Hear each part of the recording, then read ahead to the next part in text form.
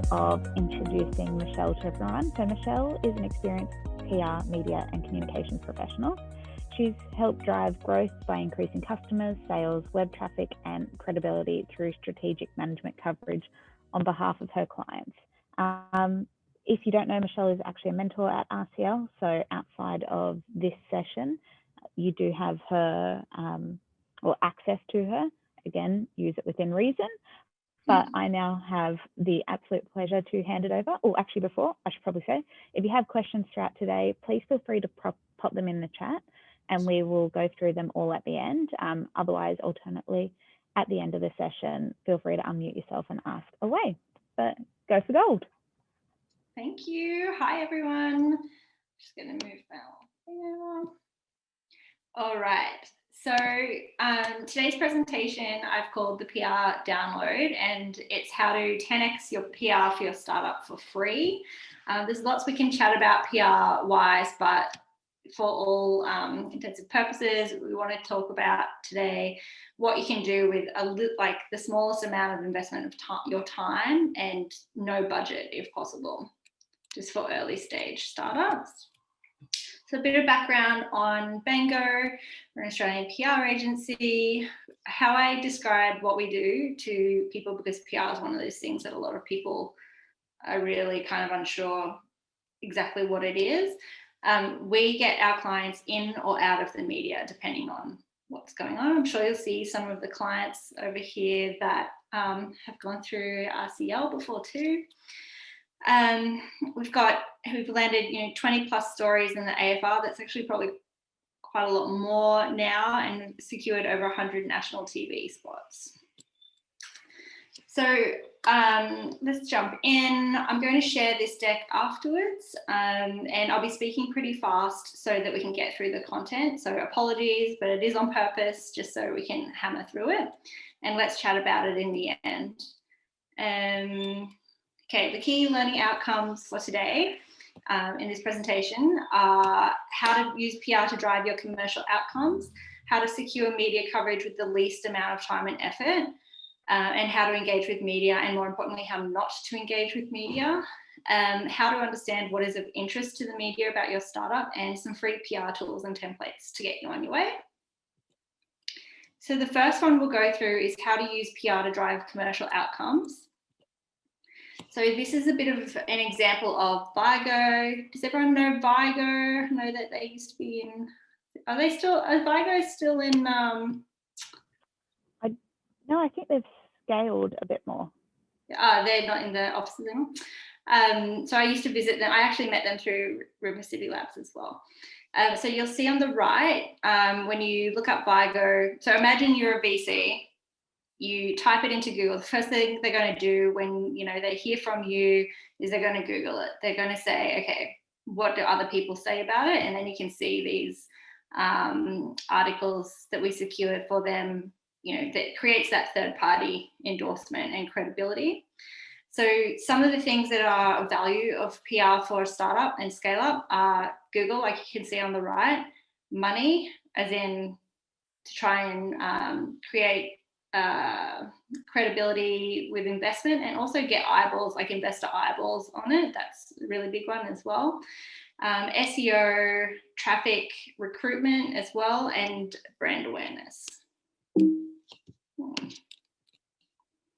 So how to secure media coverage with the least amount of time and effort. This is what, if it was me and I had hardly any time and no budget, this is what I'd be doing.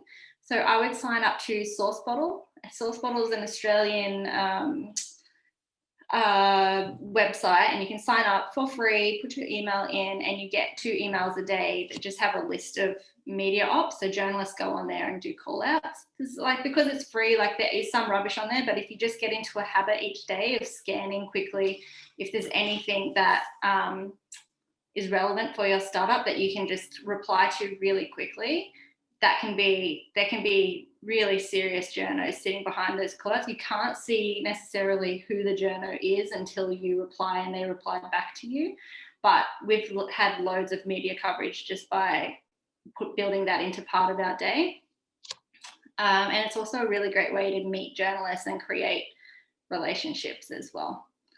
as far as media goes. Just make sure you do it within 20 minutes because everyone replies to it and you've got to, it's like, be quick. Follow a journo on Twitter that is influential for your startup. Follow more than one, of course, because you don't want to set up a Twitter account if you don't have one and then just look a bit creepy only following the one journalist. If you follow a journalist on Twitter, you can get a vibe for what kind of stuff they're going to write, how they tweet, like what kind of language they use, what kind of personality they have, so you can figure out the best way to approach them and build a relationship through Twitter. Great images can make or break the greatest of stories. So 30 minutes with a professional snapper can make things much easier when securing media coverage. You can have an amazing story and pitch, and if you've got rubbish images to go with it, that can often lose you the op. So it's well worth making sure you've got a good image, but I'll go through that further down in the presentation with some samples. So how to engage with media and how not to. Before we talk about how to contact media, it's helpful to know the media landscape's changed a lot over the years. It used to be very, very different.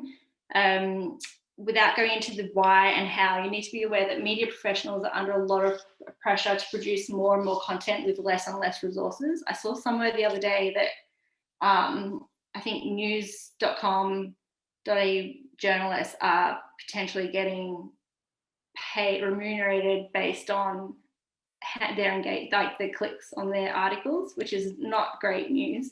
But anyway, this means they're very, very busy people. They receive hundreds and hundreds of emails a day and need everything really, really fast. So where to find media. Media publications sometimes have their editorial teams' email addresses listed on their contact us page. I know for certain that AFR certainly do. I'm not sure about anywhere else, but sometimes they do. But if not, you can often find someone's email contact on their Twitter bio for media.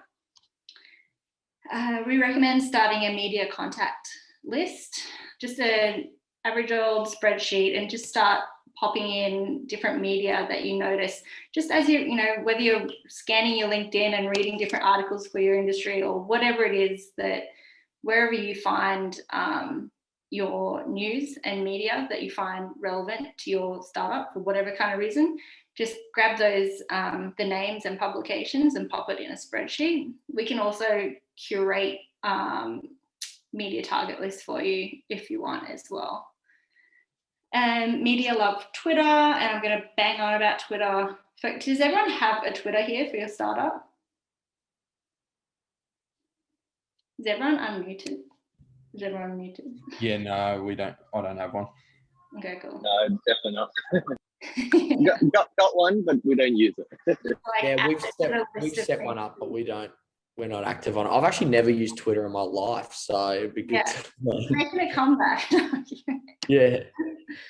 All right. Well, I will talk about Twitter a lot in this. You don't have to be active on it though. Like, honestly, I'm barely active, but I use it to be able to pop on and quickly look up like journalist contact emails, or check out what the latest things a journalist is writing. Like, I don't actively really get stuck into Twitter, but it is very, very useful to have set up. Even if you just have like your profile set up with your website and a bit of a bio, like you don't have to have a lot of action on there. Okay, so sign up to Source Bottle, which I've mentioned before. Harrow is also, it's called Help a Reporter Out. That's the same concept, but it's for global, and I'll list that website further down in the presentation as well. As I said before, you gotta be super, super quick.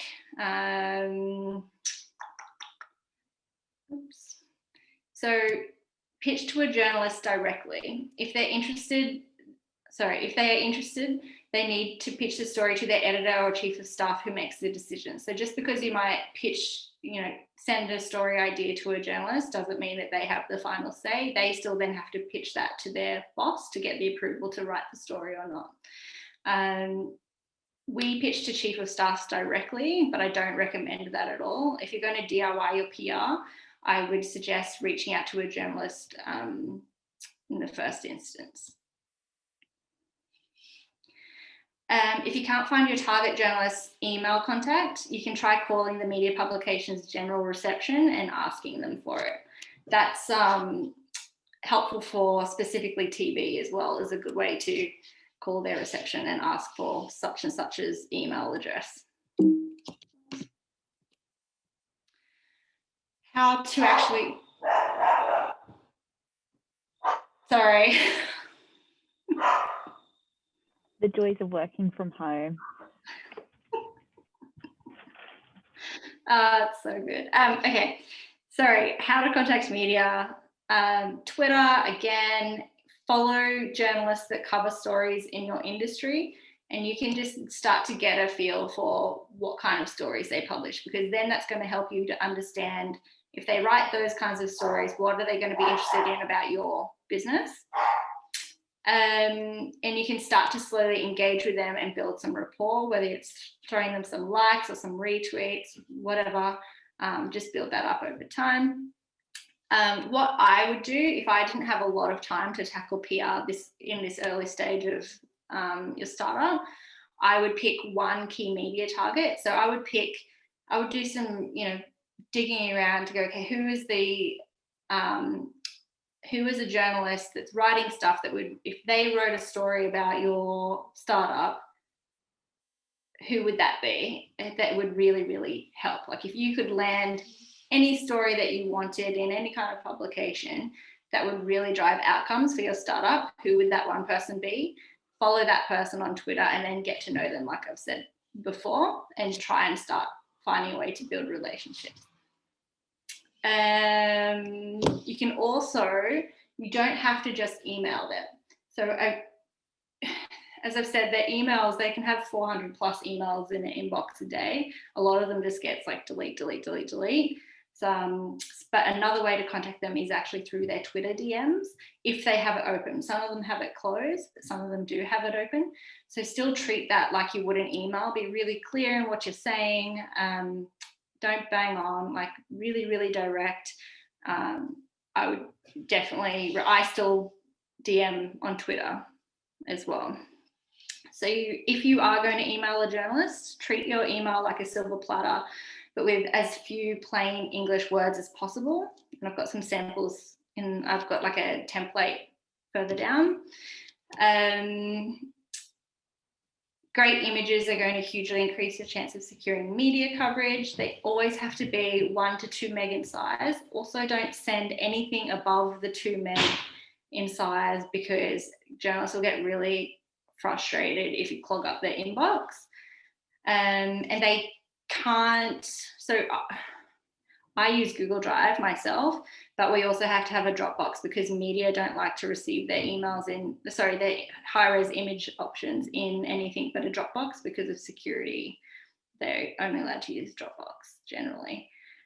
Nothing you ever say is off the record, ever. So don't say anything ever if you manage to get a journalist on the phone or on email. Don't say anything that you're not happy it being splashed on the front page of a national paper. I'm not saying that will happen, but just that's the general way to look at that.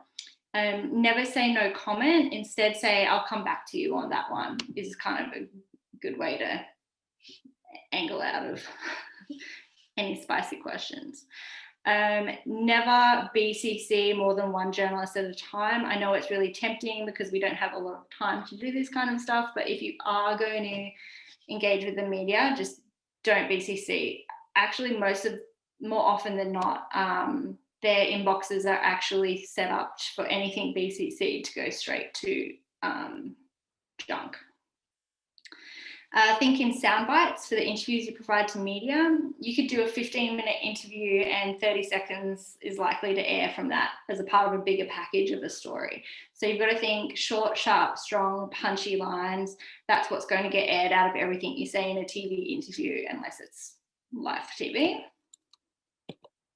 Or we do media training if anyone finds themselves in a position that they've got an opportunity for that kind of stuff. So feel free to reach out and I can chat to you about that. Has anyone done any media before? Yeah? Yeah, we did we got picked up by Channel 7 when we first launched, so I got thrown in straight away. You get really sweaty doing it. I get the sweatiest hands. Yeah, it was a bit like that, but we got through. Very nice. Yeah, we got picked up by the 7 p.m. project on last September. Yeah. What was that for? That's like the Holy Grail. Yeah, we got to make a bet on live television, so did a live cross, and they got us to make the bet and show the propositions, and and Sunrise picked it up, and a few different places picked it up. How did that come about, if you don't mind me asking? Bill and I, we cut through, so we wrote a media release, but we sent Loom videos to all the journalists introducing ourselves and our concept, and that seemed to cut through rather than just the standard press release. So we just created a personalized touch to it and just said, the name and really just and mentioned their previous articles, going, we love your work, all this sort of stuff, and it really resonated and told our story. Yeah. So it was a writer for the Courier Mail that wrote an article, and then we just got onto radio from there, and then that's how the 7 project up and Sunrise. So that's awesome. It was pretty good. That's amazing. Congratulations. That is epic. Yeah, thank you. So on that, another strategy you can do is trying to get print or online first, like your news.coms or the big major newspapers, because TV producers and radio producers scan all of that every day. So you'll find that if you do get something in print or one of the big online publications, one of the big news sites, then TV and radio can come knocking pretty quickly because they want to then cover it. All right, moving on to how to understand what is of interest to the media about your startup. This is my favorite part to chat about. This little emoji I call the No One Cares Bear. The No One Cares Bear comes from a friend of mine when Instagram first started. She used to comment this little emoji on my posts, and she said to me, "It's the No One Cares Bear." And I'm like, okay, you're a savage, but I really like it. And ever since we've been using that at Bango to when we're coming up with pitch ideas for startups, to say to each other, like in a friendly way, that no one cares. So what you've got to think about is what will people care about who are not in your company and not your family or your friends? Like, what will people actually want to hear about? Because often what we think is really interesting and exciting about our business, other people do people actually really care? So try and think about the No One Cares Bear. It has to be newsworthy and of interest to their audience. So startups specifically, this looks like launches, anything regarding innovation, capital raises. Also on the capital raises media, it's changed over the last even 3 years. It used to be able to get a lot of announcements run through even at 500K with an interesting story, but now the check sizes have been bigger and bigger, and people are taking up more space in the media publications for it. So we find it hard to get press for anything that's kind of under $1 million now. So if you do have that, because obviously it's early stage, you want to make sure that even though you might be wanting to tell everyone about that because it helps with other investment and whatever, you want to make sure that the story that you're actually saying outside of that is really strong and interesting as well. So people also care about growth, revenue, headcount, users, expansion. On the expansion, a trick that we use is saying, I know with some of our startups, we might say, oh, expanding nationally, even though it's an online platform, but somehow, it manages to get some press. Statistics, journalists love statistics. Any kind of statistic you can find, any number, they want numbers in all of their stories, even if it's one, and you can spin it any different kind of way. And you guys will, I'm sure all of you are deep into the numbers of your startups. So whatever you can pull out of there, generally by getting one number out of your business, you can, position that in multiple different ways to make it look good. Whether it's, if the number isn't that impressive, you can switch the number to a percentage of growth or a whatever. It doesn't have to be, anything that you don't want to share, but you can change the numbers to suit. Sure, you guys are all across that. You know what I mean? Human interest stories as well. So how to find your PR gold. It's something that we do to try and stay on the radar of journalists. Again, Twitter, if a journalist tweets a story about your topic, and I'm sure you can set up your notifications in Twitter too, if you do have that one, because I don't want to be sitting on Twitter all day long. I don't know about everyone else, but you can probably set up your notifications to, if a specific person tweets something, it pops up on your phone so you can jump on it pretty quickly. So if a journalist tweets a story about a topic in your industry that you're an expert in, you can DM them or email them just to let them know that if they're ever looking for another opinion, that they can reach out to you in the future, and you'd love to chat. Just something short and snappy, and then you're like, if you do that, don't do it every day, obviously, use common sense as to when to do that. And as I said just before, media love numbers, stats, and also case studies. If you've got a customer base that you can find numbers and stats from, something as easy as a 3-question survey of 100 customers can find an array of insights. Do you have a customer that would talk to the media? Like, the media would love to talk to someone that's not you also, that can talk about your business. Innovation, is your company doing something differently? Quirky, whenever I hear the Atlassian squeaking rubber chicken pops into my mind. Did anyone ever see the thing kicking about a while ago with Atlassian with the squeaking chicken? No. So they put out this story landed a while back, and the photo, right?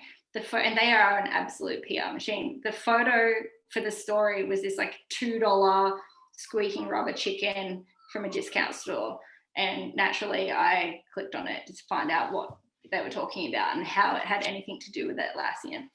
And apparently in Atlassian they have this like squeaking chicken that's in every meeting, so that if someone's banging on, you can like squeak the chicken. And I thought that it was so hysterical, and ever since, like, it's just stayed with me. Like, that kind of thing says so much about a company's culture and approach, and anyway, so that's something to think about. Exclusives, media want to run something that no one else has run before, not even on your blog. So below are the free PR tools and templates to get you on your way. Can everyone see this very clearly? Yeah. So this is exactly how we pitch to media. And you'll see that we're not waffling on with our backstory or a client's backstory. They don't want to know. Like, if they are interested, what you want to do is pique their interest, and then you can give them more information later. So think about pitching to them in what they would be interested in, and not what you are. So in here, the email subject line, to try and stand out from the hundreds of emails, you want to say that it's exclusive, potentially. If it's not, don't. but you want to write the email subject line potentially like the headlines in their publication would be. It's a good idea to scan the publication and see what kind of style headlines that they have before pitching, of course. And I mean, I won't bore you with the brand pitch, but it's there for you to have a look with and with notes. And I'm sure it'll all make sense when you read through it. So media image guide, you can take these on a smartphone, that's totally fine. Just make sure that you have natural light and no clutter around. So I've got some samples here. So this is startup specific, the kind of editorial style images that media like to have. And if you did have $60 to throw at a photo, which I think is really, really good, then we use Snapper all the time. Just the 30 minutes, you just need one image and then just show them, literally show them this, like say, this is what you want. And there needs to be no clutter in the background. Anyway, you can see. So not direct sunlight, by the way, in filtered light. So they need to be 1 to 2 meg, landscape only, full color, don't over edit them. You can tidy it up a bit, but don't have it look super edited. Simple plain background, plain colors. I know it's really tempting to wear like one of your logo shirts. You can get away with it sometimes, but journalists don't love including it. So it can potentially weaken your chances of getting press. They don't like anything promotional, salesy. You will see media publishing stories with your logo shirts, but we don't recommend doing it. It will lead back to you anyway. Relaxed facial expression, either with a half smile, top teeth only, or mouth closed. Nothing like too super smiley. Like a smize is good, but whatever you want to go with, I'm sure it'll be fun. Also, the interacting with each other will make shots, like team shots, look more natural, which you can see back on this one. On the, you can see the difference. Okay. So if I had to quickly update my PR, I would jump on Twitter.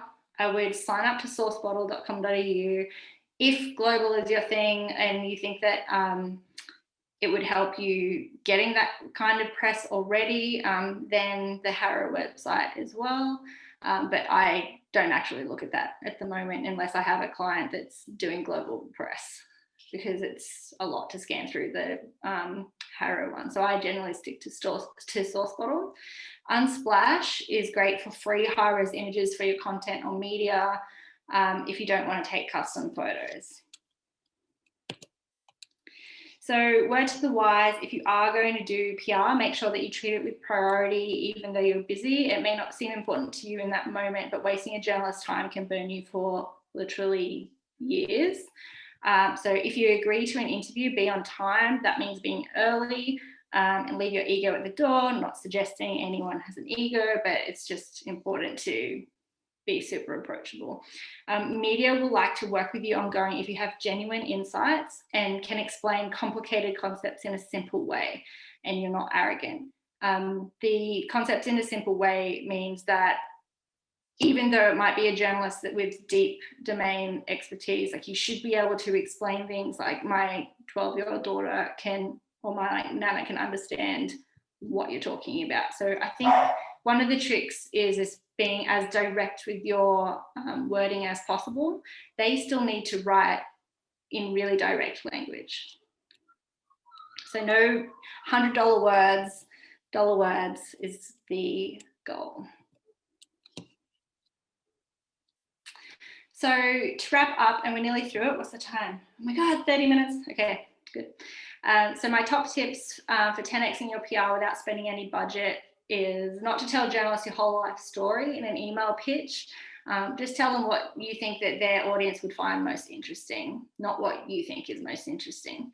What email subject line will likely get read in an email inbox of 450 emails a day, but don't try and trick them. Interact with journalists on Twitter who write about your industry and learn what they cover. Sign up to SourceBottle. That's like honestly such a huge one. If you're going to do one thing, I would probably go SourceBottle. To get your head around PR, ask yourself, what would someone outside of our company and friends and family be interested to know about us? This is what the media will be interested in because they care deeply about what their audience clicks and engages with. Make your pitch what the headline would be. Why would someone click on that headline on news.com.au, for example? And that's it. We made it through. All right. Does anyone have any questions? I do, Michelle. Hi. Can you help us to do all this? Because it's just so important to us, but it's like, oh my goodness, where do we start? How do we maintain momentum on this? It's like, it's crazy.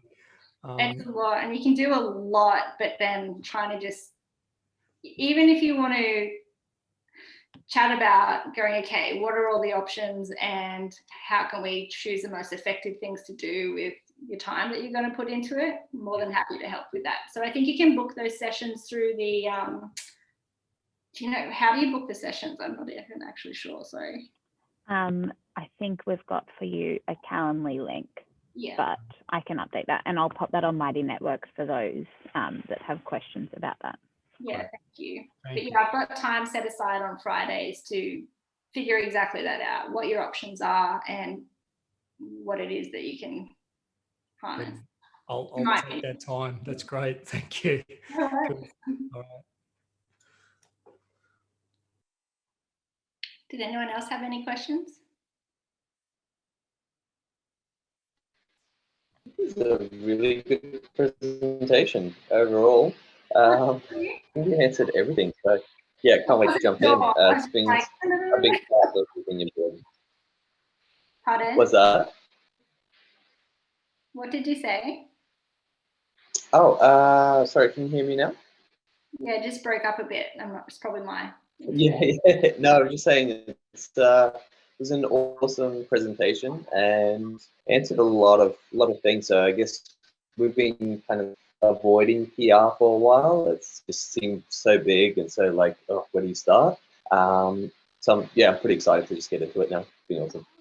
Oh, good to know. Thank you. What would be the process? Say, like we've already done some things like this. How do you go about setting it up to do something again? Like obviously, you know, we've already done our media release and those sorts of things, but to keep that traction, what would be some things to do there? What was your media release about? Just the launch of our app, those sorts of things that will like the first of our kind to start doing this in Australia. Do you want to get me up to speed on what it is? Yeah, so we're a pay later finance app for tradespeople. So we enable businesses to offer pay later finance to their customers through an all-in-one integration application. Mm-hmm. And so we got picked up by, you know, a few newspaper articles, those sorts of things, Channel 7 News, obviously. So like, obviously that was in November last year. Like, is there things that you would then do, say, you know, now or going forward that could kind of get you more traction with that? Yeah. So I would do two things. I would sit down, even just 30 minutes with people in, like, I don't know whether there's anyone in your team or not, but whoever's, you know, close to you in your business, and sit down and have a 30-minute brainstorm of going, okay, what can we do announcement wise? So what can you do other media releases about? And you can check on that presentation with the things that media do care about and just see what comes up. Just chat it through for 30 minutes and go, and what comes up based on the list that I included in the presentation.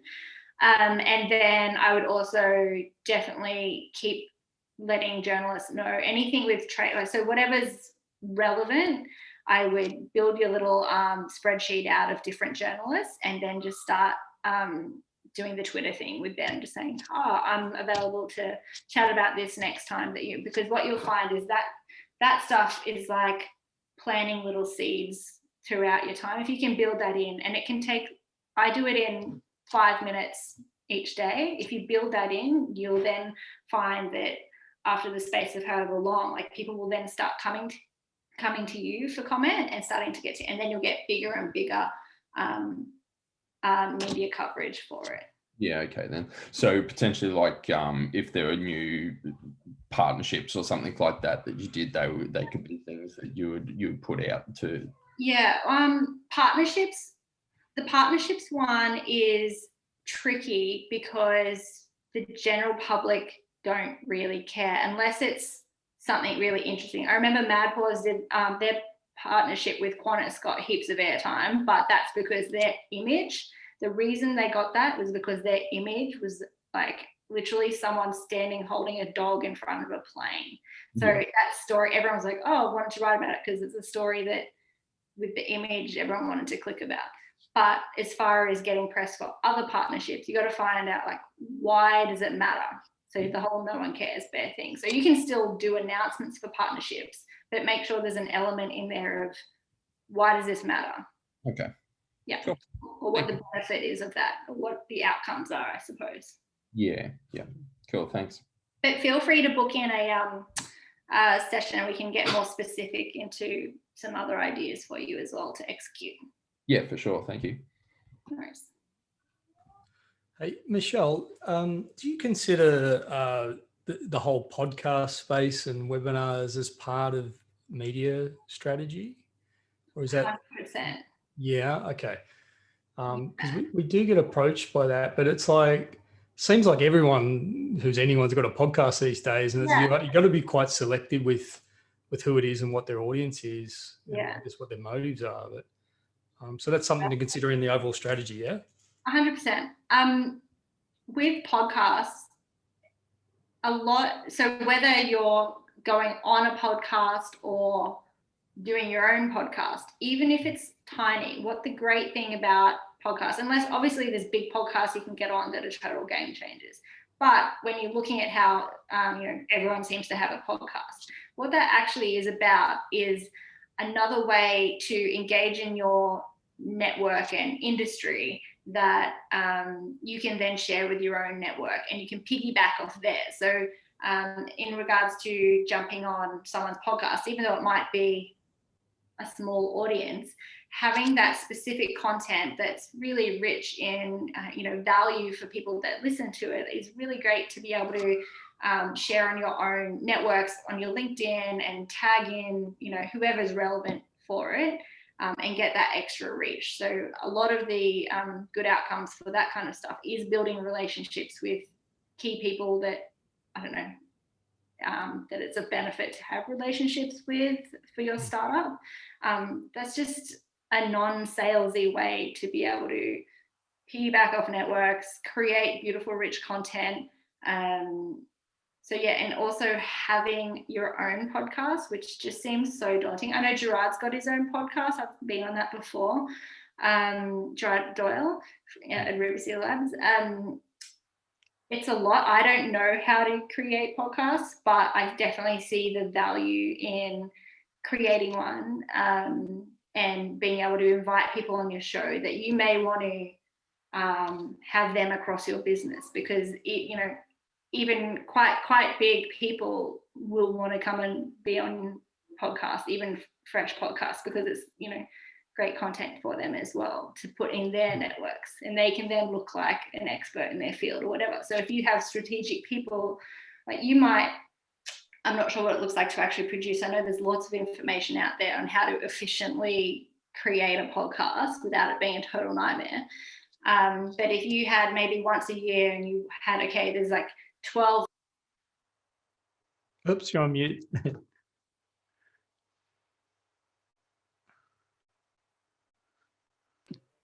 There you go.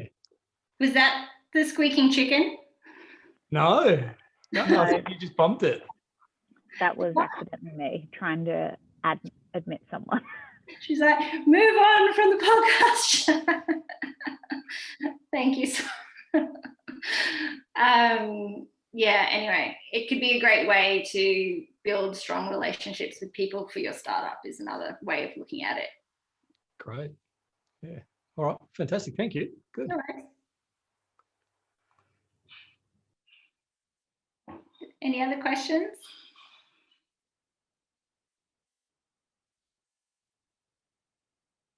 No, all good.